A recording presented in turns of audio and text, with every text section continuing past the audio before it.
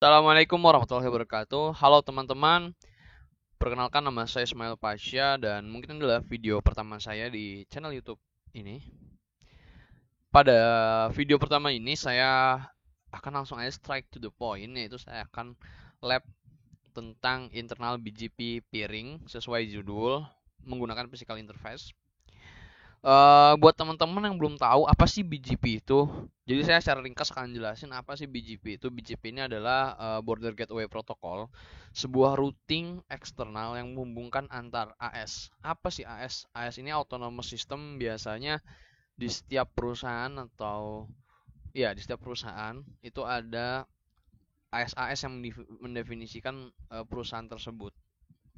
Ada beberapa AS, mungkin tidak hanya satu AS aja. Itu tergantung dari perusahaan itu tersendiri. Mungkin untuk lengkapnya teman-teman bisa langsung aja cek di Google, karena Mbah Google ini sangat tahu sekali apa yang teman-teman ingin tahu, dan kalau mungkin masih nggak paham boleh tanya-tanya di kolom komentar. Oke, langsung aja kita mulai.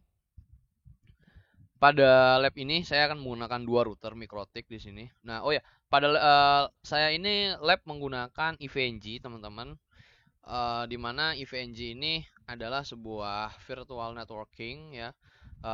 Bisa buat, maksudnya buat lab networking. Jadi teman-teman bisa nge-lab di sini. Aduh, saya lupa, sorry. Harusnya nambahin dua. Kenapa sih saya kok dari sini mulai labnya Ismail, atau teman-teman bisa manggil saya Ismail ataupun Mas Ismail atau apapun teman-teman mau yang sopan saja. Jadi kenapa sih saya mulai dari sini? Oh, sebentar, ini udah nyala, sorry. Jadi karena mungkin ada beberapa teman-teman yang belum terbiasa menggunakan FNG, jadi saya akan buat tutorial ini dari step blank banget. Ini sebenarnya ini udah masuk project sih, sorry, ini udah bikin project ya, kayak teman-teman bikin di Microsoft Word kan. Kalau kita bikin Microsoft Word kan kita pasti bikin file baru dulu ya, bikin dokumen baru. Nah, ini kita udah bikin dokumen baru di sini, teman-teman. Ternyata ini mikrotik ada yang error, nggak tahu kenapa. Saya akan tambahkan satu mikrotik lagi kalau gitu biar lebih cepat ya. Namanya virtual ya, nggak ada yang sempurna. Oke, kita hubungkan dulu kabelnya nih. Pas ada teman-teman ada logo kayak colokan gini, langsung drag and drop aja ke router tangganya. Lalu kita start routernya. Kita tunggu dulu. Mungkin ketika ini saya akan skip dulu sampai saya bisa masuk ke dalam router ya. Oke, saya akan start ulang mikrotiknya, dan sekarang mikrotiknya udah berhasil kita mulai untuk nyalakan, dan saatnya sekarang kita buka terminalnya. Caranya double klik di mikrotiknya. Lalu di sini saya menghubungkan apa namanya mikrotik saya dengan terminal Excel yang saya gunakan di sini ya. Free for home or school. Sama kayak security artist sih, tapi kan security artist berbayar ya. Nah, ini Excel ini ada buat free for home-nya gitu. Dan saya pakai ini.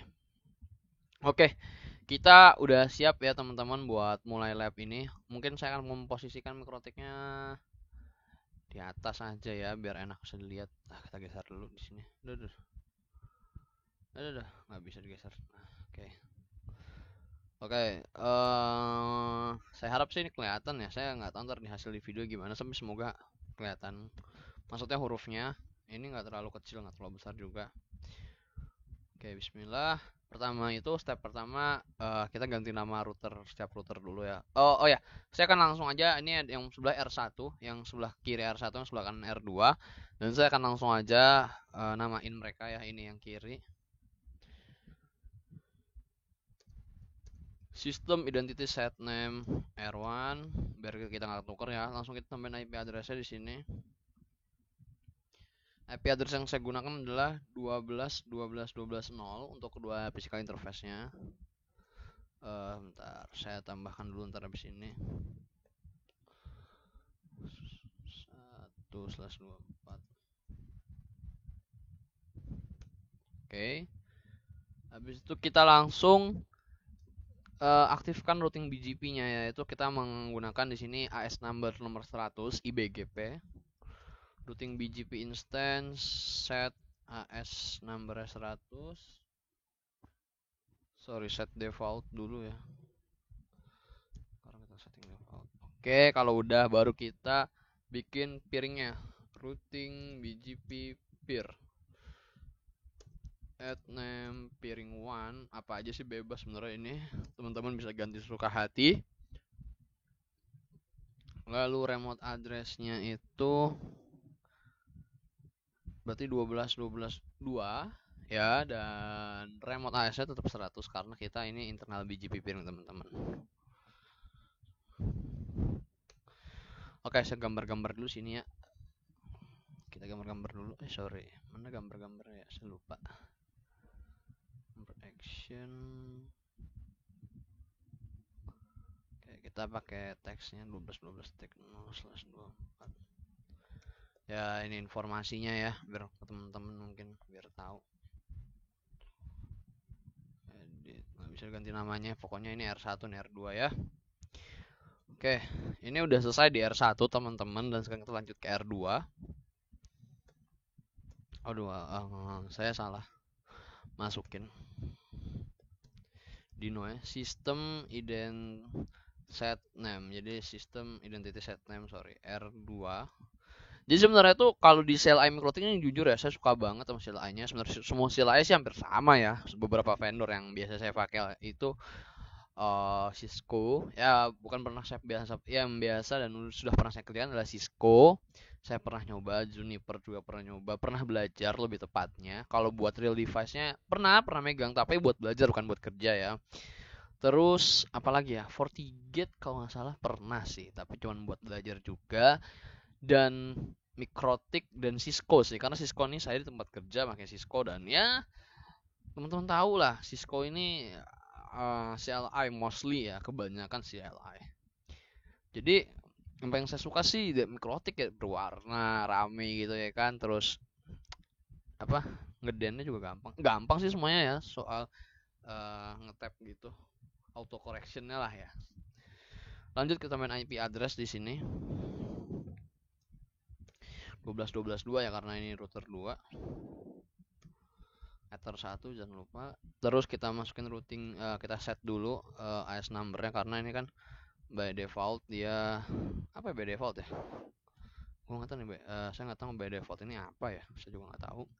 Pokoknya kita set ke AS100. Yang jelas bukan AS100 deh kayaknya, tuh defaultnya mungkin 1 kalau nggak salah, atau 0, saya nggak lupa juga ya. Routing BGP peer, kita tambahin peer, jadi kita harus saling menginisiasi peering ya, dari R1 inisiasi peering ke R2, dan R2 inisiasi peering, atau apa ya, inisiasi itu melakukan peering ya, saling melakukan peering. Jadi kalau dibilang aktif-aktif sih enggak juga, karena ini bukan Ether channel teman-teman ya.